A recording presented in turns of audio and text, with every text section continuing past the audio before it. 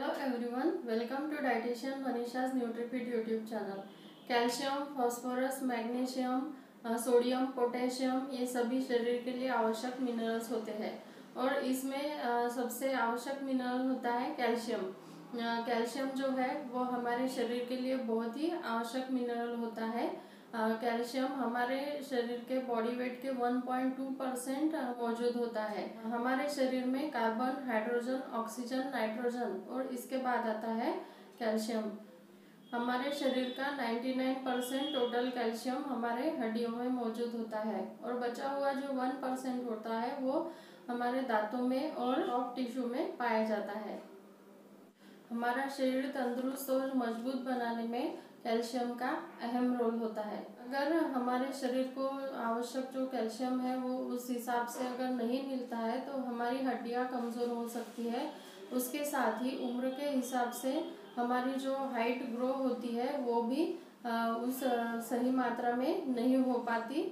इसलिए कैल्शियम का सही मात्रा में इंटेक लेना बहुत ही ज़रूरी होता है। साथ ही कैल्शियम की कमी होने से दांतों में कीड़ लग सकती है, सूजन आ सकती है और अन्य कई तकलीफें दांतों की हमें झेलनी पड़ सकती है। सबको पता होता है कि हड्डियों के लिए और दांतों के लिए कैल्शियम आवश्यक होता है।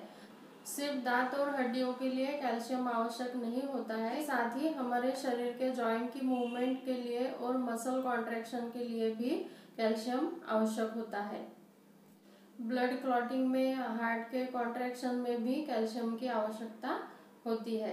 ये सभी कार्य शरीर के पेशी में मौजूद आयोनाइज कैल्शियम करता है।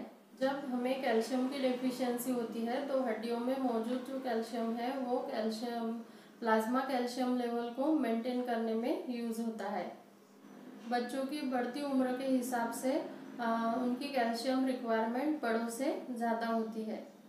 प्रेगनेंसी और लैक्टेशन के दौरान भी कैल्शियम की रिक्वायरमेंट बढ़ जाती है। माँ के दूध में अच्छी मात्रा में कैल्शियम पाया जाता है जो बच्चे की ग्रोथ के लिए बहुत आवश्यक होता है।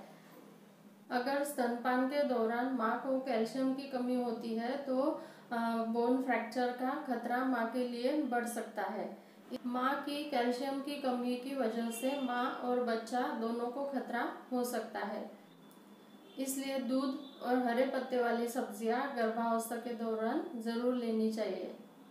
कैल्शियम की कमी से अर्थराइटिस का खतरा भी बढ़ सकता है और ये जो है अर्थराइटिस जो है वो आज बहुत कॉमन हो गया है और बहुत सारे लोगों में दिखाई देता है, जिस वजह से उनके घुटनों में दर्द होता है, वो ज़्यादा देर तक चल नहीं पाते हैं और ये सभी का एक कारण मुख्य होता है मोटापा। और इसलिए अगर हम वज़न नियंत्रण में रखते हैं तो इन सभी प्रॉब्लम्स को दूर कर सकते हैं।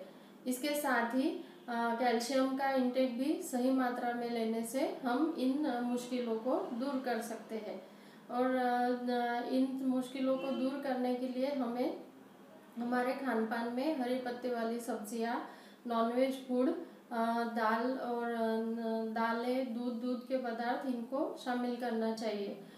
और अगर हमें हमारे शरीर में कैल्शियम का अच्छी तरह से एब्जॉर्प्शन करना है तो हर रोज़ आधा घंटा सवेरे धूप में ज़रूर जाना चाहिए, जिससे हमारे शरीर में कैल्शियम का एब्जॉर्प्शन अच्छी तरह से हो सकता है। और अगर कैल्शियम का एब्जॉर्प्शन अच्छी तरह से हो गया तो हम अर्थराइटिस का खतरा हो या फिर और जो हड्डियां कमज़ोर होना या फिर बोन फ्रैक्चर होना, इन सभी मुश्किलों से बच सकते हैं। तो इस पर ज़रूर ध्यान देना चाहिए। इसके साथ ही मेरे चैनल को लाइक, शेयर और सब्सक्राइब करें और आप मुझे फेसबुक और इंस्टाग्राम पर भी फॉलो कर सकते हैं। Thank you all.